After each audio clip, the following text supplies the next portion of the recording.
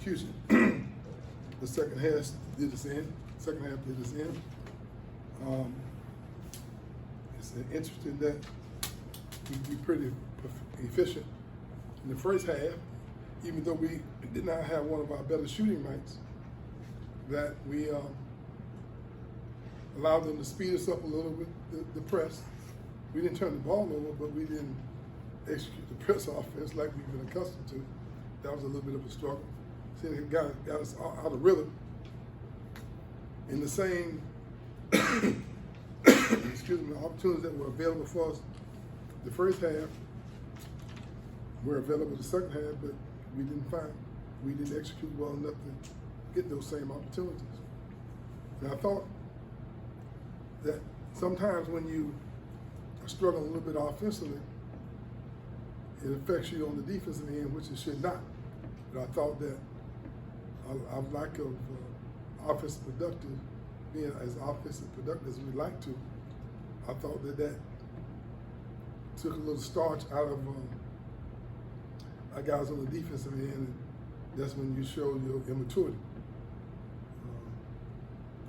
There was so many just simple mistakes that we made, turn the ball over here, turn the ball over there, not cutting hard enough here, along the way, that you gave a team with a couple of outstanding guys on the team who stuck with their game plan and executed their plan a lot better than we executed ours.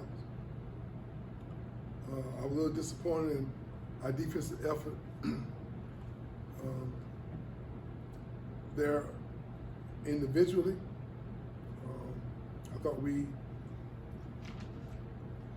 didn't put enough defensive effort to contain some of their better players.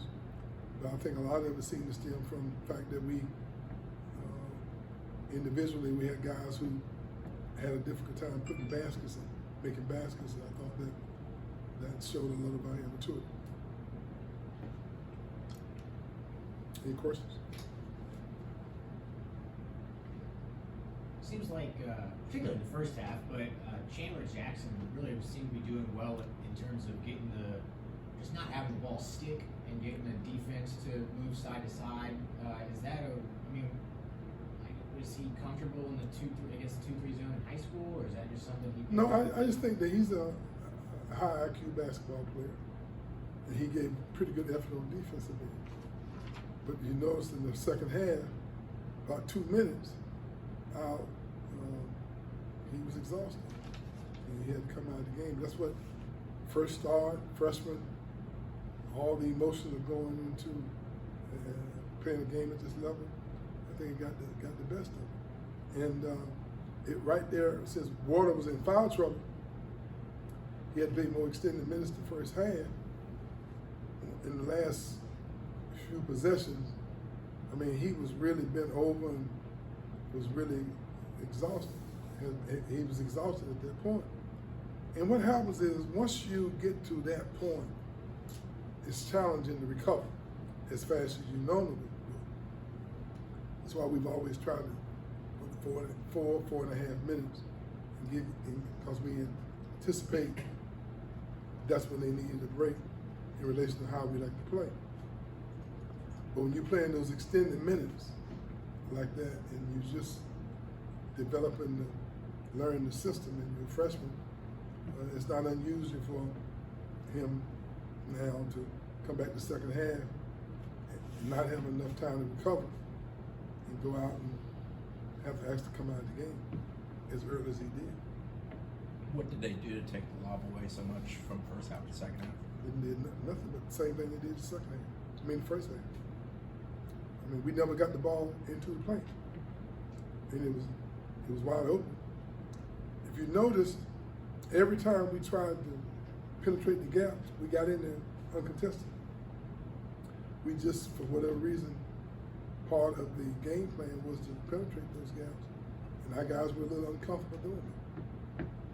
What do you think brought about passiveness or being uncomfortable? No, I just think that realistically, and it's not making an excuse, I'm being answering the question as honestly as I can. We played against a couple zones this year. And I think our lack of experience playing against zones kind of affect us a little bit. Even though you have practices against the green team, it's not like practicing against Syracuse zone defense. And to their credit, they executed it like they always do. One thing you know about Syracuse, they're always going to be who they are. Their zone defense is the same today, tomorrow, yesterday, and it will be that way. So it wasn't that they made a big adjustment. We just struggled with the execution of our game plan. I mean, if we had thrown the ball into the open spot, somebody was there to get it. I think we did a very good job being as deceptive as we could be. You know, cutting out to the baseline, flashing back into the middle, stepping out to the top of the key, going back into the middle. We weren't consistent with that. And that was a game that got away from us. I think down the stretch, you got to give them credit. They had more pause than we did.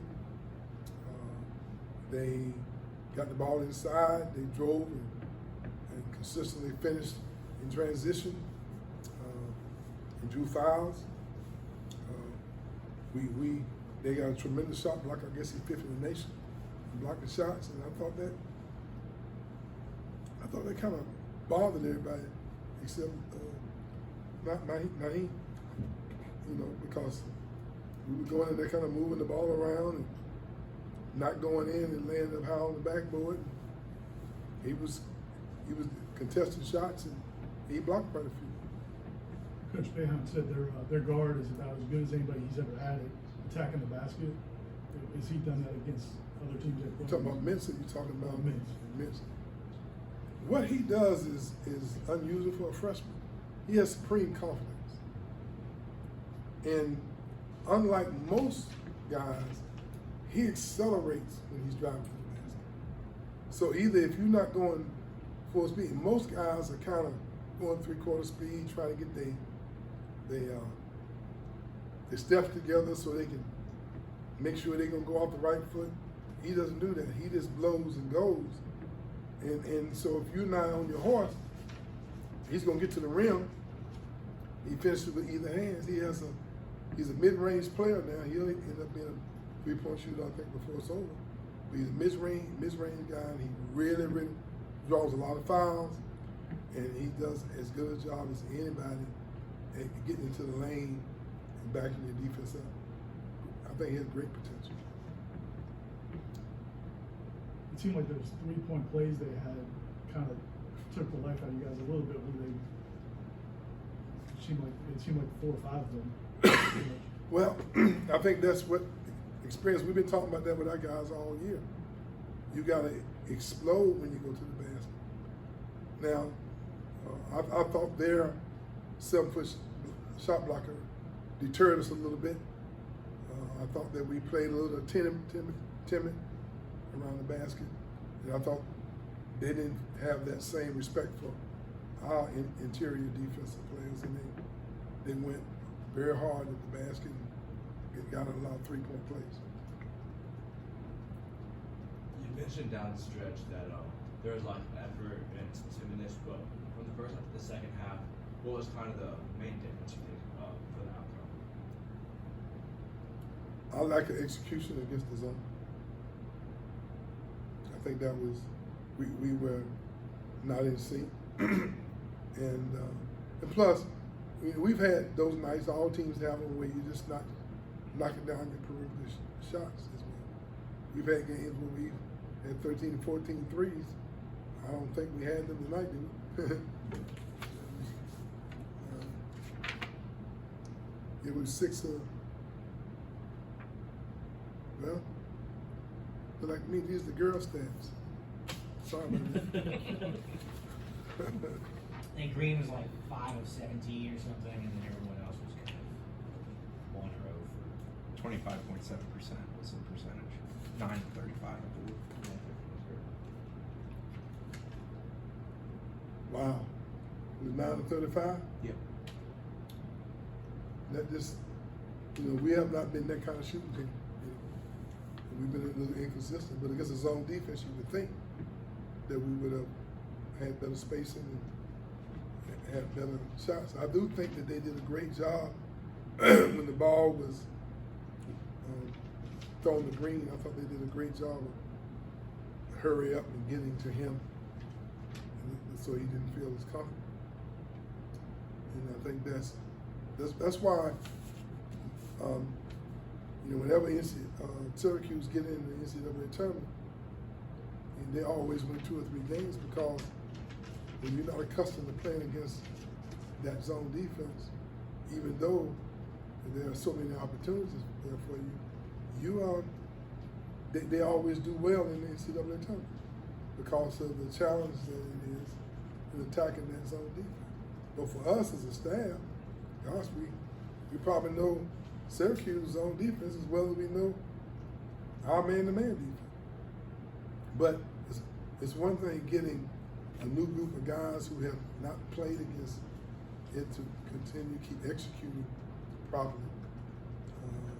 And then I thought the night that they executed their offensive game plan and their defensive game plan better than we executed our offensive game plan and defensive game plan. And they're a good enough basketball team, but if you have 3 or 4 mistakes in a row, which I thought we did, ill-advised passes, some turnovers, guys not cut to the right spots, coupled with the fact that whatever